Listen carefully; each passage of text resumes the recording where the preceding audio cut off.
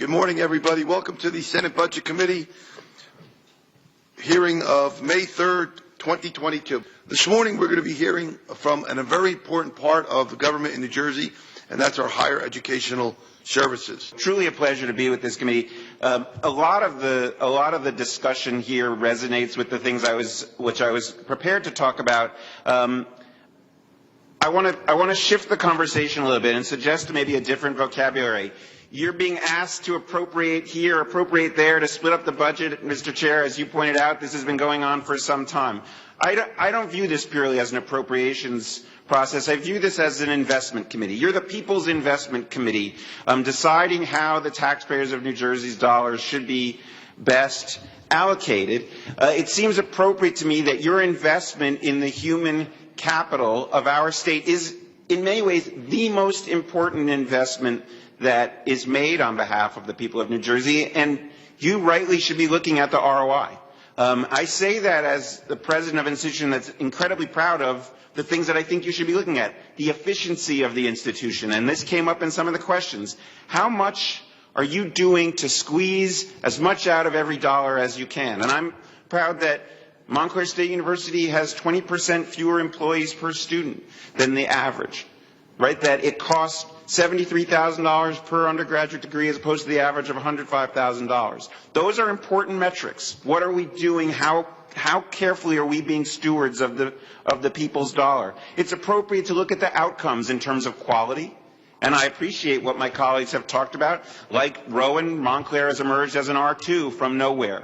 And that's important to the state. Again, access and quality go together. They must go together. And we need to look at the outcomes for individual students. How many are graduating? What is their retention rate? What is their employment afterwards? Again, it's easy for me to mention these things because, as I will demonstrate in my written submission, Montclair State University is at the top of the list in these categories. And particularly on the important point that was mentioned by my fellow backbencher, economic mobility. Going to Montclair State University, like these other institutions, is game-changing. We are in the top 20 institutions nationally in terms of economic mobility. These are the measures of return on investment that I think you ought to be looking at. These are the measures that our students are looking at. There's a reason why Rowan and Montclair have grown. It's not just because natural gravity takes them that way. Students look at success rates. They look at employment. They look at the trajectory, and they go where the best results can be obtained. And I think that your investment is not in us. Nobody wants to hear about institution Y getting more than institution Z, Blue University getting more than Green University. Nobody cares. Yawn. I get it. You're investing in the students. That's what you're investing in. And so the part that, as a guy who's new to New Jersey, new to this process, the part that confuses me is why is the state of New Jersey investing so dramatically differently in students depending upon where they choose to go to school? Like, that's just really hard as a new fish. It's just really hard for me to understand. By the way, I'm not saying it should be the same. Joel makes excellent points about an engineering degree costing more. Maybe he said twice as much. Well, there's 9,000 per student versus 3,000. How do we explain that, right? How do we defend that?